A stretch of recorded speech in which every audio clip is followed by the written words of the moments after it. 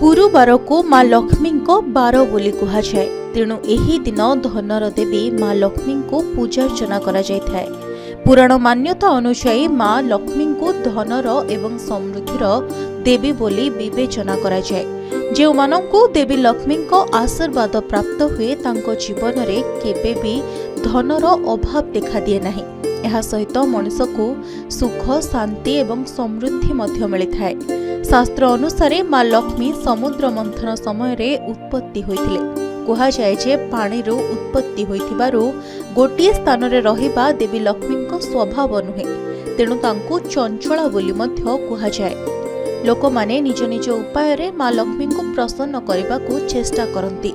तेबे आज गुरुवार रे आमे आपनकु किछि उपाय कहबाकू जाउछु, जहा करबा द्वारा माँ लक्ष्मी आपणक उपरे प्रसन्न हेबे एवं आपणक जीवन रे सुख एवं समृद्धि बजाय रहि परिबो। तेबे आसंतु जानिबा एही उपाय गुड़िक विषय रे। माँ लक्ष्मी को प्रसन्न करिबा पई पूजा समय रे शंख एवं घंटी बजांतु। एहा आपणक घरे माँ लक्ष्मी को आशीर्वाद बजाय रखिबो। ज्योतिष शास्त्र अनुसार प्रतिदिन गाय को रोटी खाइबाकू देबा मध्य शुभ बोली विवेचना करा जाय। एहा द्वारा माँ लक्ष्मी को आशीर्वाद प्राप्त हुए।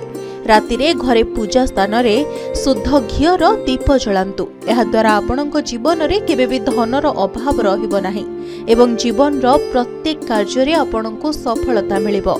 सेही भली प्रत्येक गुरुवार दिन तुलसी गछ पाखरे दीप जळेबा द्वारा देवी लक्ष्मी प्रसन्न हुअंती एवं एहा मनुष्यर जीवन रे धन धान्य भरी रखिथाय। जदि आपण आपणक जीवन रे देवी लक्ष्मी को आशीर्वाद पाइबाकू चाहुचंती तेबे प्रतिदिन आपणक कर्म क्षेत्र एवं घर को सफा रखंतु, किंतु संध्या रे घर झाड़ू करंतु नाही। कारण यह विश्वास करा जाय जे देवी लक्ष्मी संध्या रे प्रत्येक घर को आगमन करंती। देवी लक्ष्मी को प्रसन्न करिबा पई प्रतिदिन लक्ष्मी सहस्र नाम पाठ करिबा उचित। एभली करिबा द्वारा आपण देवी लक्ष्मी को आशीर्वाद पाई परिबे। माँ लक्ष्मी को आरती सकाळ एवं संध्या रे करिबा उचित। यह विश्वास करा जाय जे यह करिबा द्वारा घरे सुख एवं समृद्धि आसीथाय एवं केते बेले भी धन धान्यर कमी रहि नथाय। तेणु प्रत्येक गुरुवार दिन एही सब उपाय रे देवी लक्ष्मी को पूजा करंतु एवं मां को आशीर्वाद पांतु। ब्यूरो रिपोर्ट, के न्यूज ओडिशा।